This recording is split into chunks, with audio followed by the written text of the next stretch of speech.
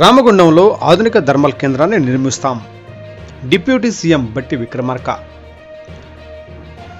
రామగుండంలో 62.5 మెగావాట్ల ఆధునిక థర్మల్ విద్యుత్ కేంద్రాన్ని నిర్మిస్తామని, ఎన్నికల ముందు ఇచ్చిన హామీని పూర్తి చేస్తామని డిప్యూటీ సీఎం బట్టి విక్రమార్క స్పష్టం చేశారు.